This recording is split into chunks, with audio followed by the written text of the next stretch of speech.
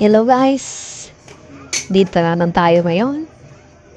Yung Beyblade pala na ginagamit ko ngayon ay yung pangalan ay Dick. Kung sa Tagalog ay kamatayan. Delikado na Beyblade yan.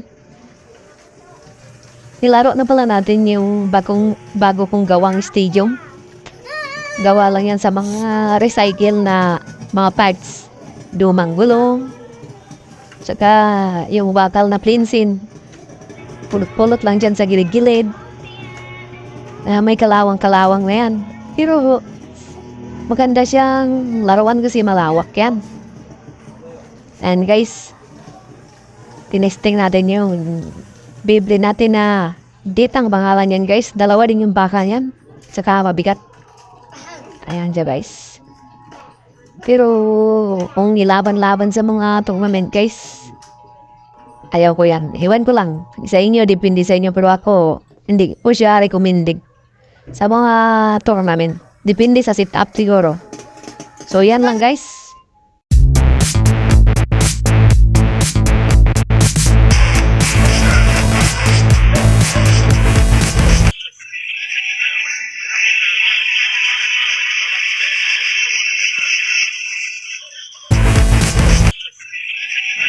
So, dito guys, pinaglaban natin yung date natin na Beyblade guys. Ayan na.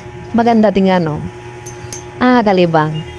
Nakakatanggal ng stress at pagod. Pag nang bilaraw ka ng mga ganyang batay na umikot-ikot. Yan lang naman ang purpose yan guys. Malibang hindi mo maisip yung mga problema sa buhay.